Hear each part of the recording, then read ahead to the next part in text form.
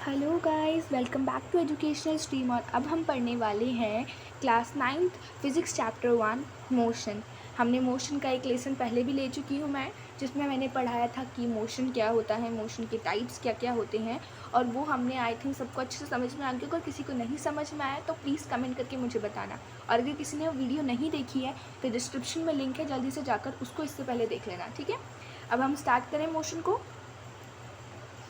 Motion का सबसे पहला हमने जो ये मोशन में हमें सेकेंड वीडियो में फर्स्ट हमारा टॉपिक है डिस्टेंस, ठीक है। डिस्टेंस है क्या? डिस्टेंस है total path length covered by a body is called distance.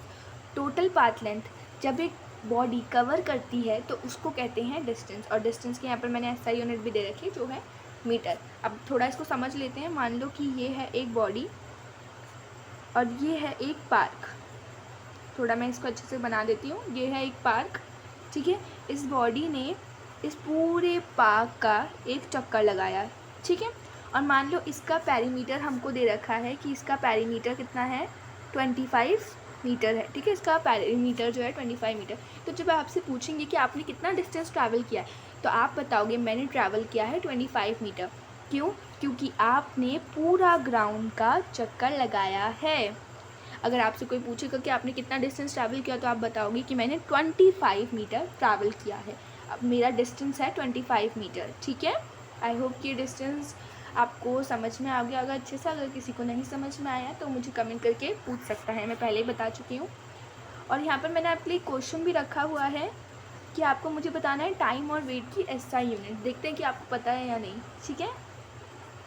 जब चलते हैं हमारे नेक्स्ट, तो अब हम चलते हैं डिस्टेंस का एक एग्जाम्पल देखते हैं।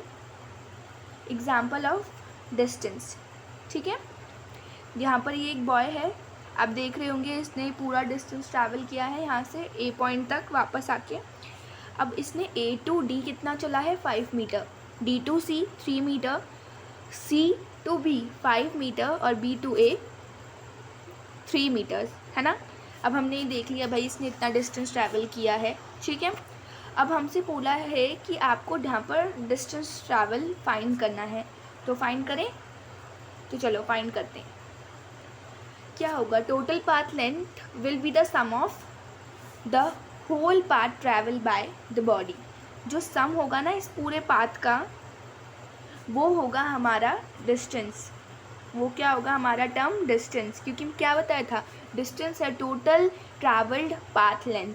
तो इसने क्या क्या ट्रैवल किया था, A to D, D to C, B to C, C to B and B to A, है ना। तो यहाँ पर हमने लिख लिया ए टू डी क्या था, 5 मीटर, डी टू सी था 3 मीटर, बी टू सी था 5 मीटर और बी टू ए था 3 मीटर। और अगर हम इन सबको कैलकुलेट कर ले, हमने 5 + 5 कर लेते हैं, क्या हो गया, 10 हो गया। और 3 + 3 कितना होता है, 6। अब 10 में अगर हमने इतना प्लस किया तो हमारा आंसर क्या आ गया, 16 मीटर। तो इसका आंसर क्या होगा, 16 मीटर, है ना। आई होप कि हम आपको समझ में आ गया होगा। अगर ऐसा कोई क्वेश्चन आएगा तो आप उसको अच्छे से कर लेंगे, है ना।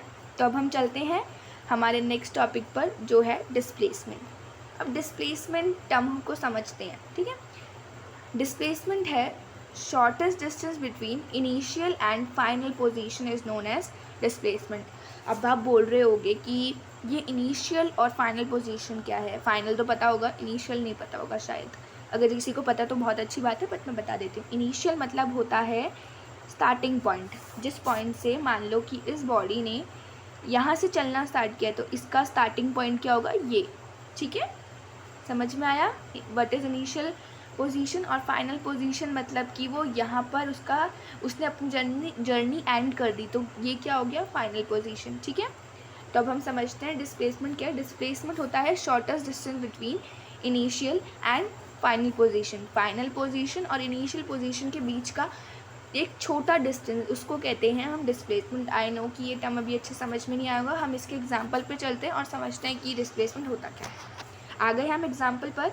देखो मैंने क्या बताया था, डिस्प्लेसमेंट क्या होता है, shortest distance between initial and final position, है ना। Shortest distance between initial and final position, यही बताया था कि ये क्या होता है, कि हमारा डिस्प्लेसमेंट ये होता है, बताया था ना। अब मैंने कहा था एग्जाम्पल से समझेंगे कि मतलब क्या होता है। देखो इधर ये बॉय है, ये अपने घर तक गया, फिर घर से पेड़ तक गया, ठीक है।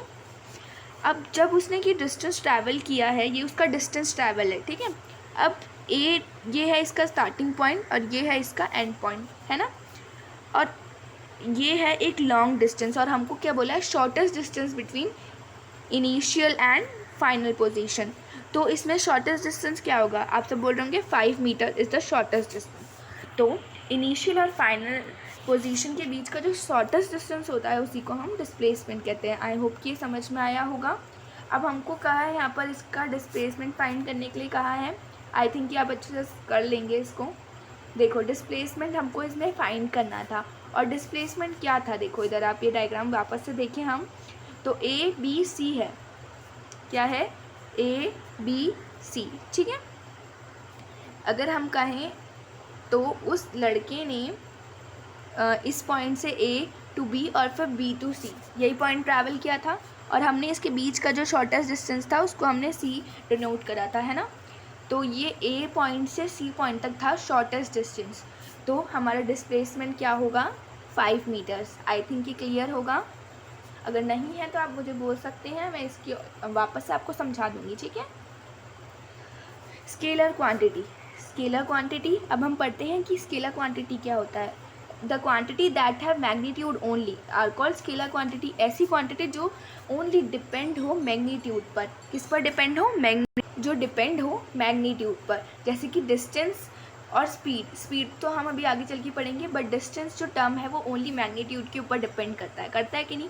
जितना उसने पार्ट ट्रैवल किया, उसने जितना ट्रैवल किया है उसी के ऊपर तो डिस्टेंस बेस्ड होता है ना। और हमारी स्केलर क्वांटिटी क्या है, जो ओनली मैग्नीट्यूड के ऊपर बेस्ड होती है। मैग्नीट्यूड देख लो, ये होता है न्यूमेरिकल क्वांटिटी। न्यूमेरिकल क्वांटिटी जैसे कि एग्जांपल के लिए हो गया, जैसे 9 है, 10 है, ये होती हैं न्यूमेरिकल वैल्यूज़, ठीक है। इन पर जो बेस्ड होता है वो टर्म होता है मैग्नीट्यूड, ठीक है। आई थिंक स्केलर क्वांटिटी समझ में आ गया होगा कि स्केलर क्वांटिटी ये होती है जो क्वांटिटी सिर्फ और सिर्फ मैग्नीट्यूड के ऊपर, न्यूमेरिकल क्वांटिटी के ऊपर बेस्ड होती है, ठीक है। तो अब हम चले अपनी नेक्स्ट स्लाइड पर, जो है वेक्टर क्वांटिटी। अब वेक्टर क्वांटिटी क्या होता है, ये एक ऐसी क्वांटिटी है जो मैग्नीट्यूड और डायरेक्शन दोनों के ऊपर बेस्ड होती है। हमारा डिस्प्लेसमेंट ही देख लो, डिस्प्लेसमेंट क्या होता है, हमारा शॉर्टेस्ट डिस्टेंस होता है ना। मान लो ये बॉडी है, यहाँ गई, उसके बीच का शॉर्टेस्ट डिस्टेंस क्या है, डिस्प्लेसमेंट है कि नहीं है। आई थिंक आपको समझ में आ गया होगा। तो ये क्या है, डिस्प्लेसमेंट है, जो शॉर्टेस्ट डिस्टेंस उसके बीच का है वो क्या है, टर्म डिस्प्लेसमेंट। वेलोसिटी टर्म तो अभी आपको समझ में नहीं आएगा, नेक्स्ट वीडियो हम उसी पर बेस बनाएंगे तो उसमें आई थिंक कि आपको अच्छे समझ में आ जाएगा। डिस्प्लेसमेंट क्या है, शॉर्टेस्ट डिस्टेंस बिटवीन है, shortest distance between initial and final position, है कि नहीं है। और डिस्प्लेसमेंट बेस्ड होता है डायरेक्शन के ऊपर। यहाँ पर आपको ये टर्म तो जानने को मिला कि जो डिस्प्लेसमेंट होता है वो किस पर बेस्ड होता है, डायरेक्शन के ऊपर। और जब आप नोट्स बनाएंगे ना तो ये ज़रूर लिखिएगा कि जो डिस्प्लेसमेंट टर्म है ना वो डायरेक्शन के ऊपर बेस्ड होता है, ठीक है।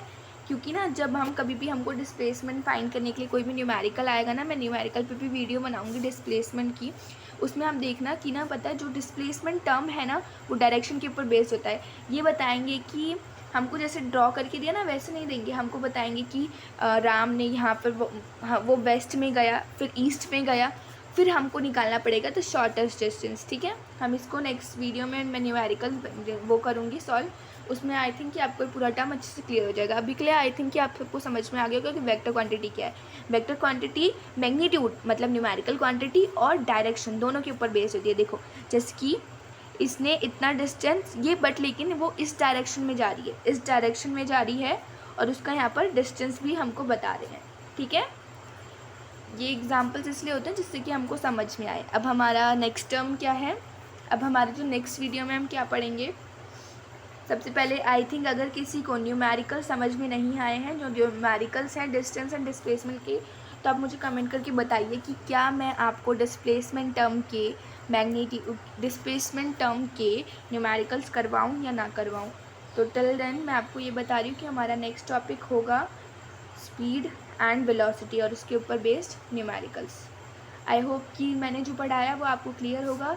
अगर कोई डाउट है तो प्लीज़ कमेंट करिएगा, and please do share, subscribe and do comment also कि कैसा था, आपको समझ में आया कि नहीं. Till then stay connected, keep learning. Thank you very much.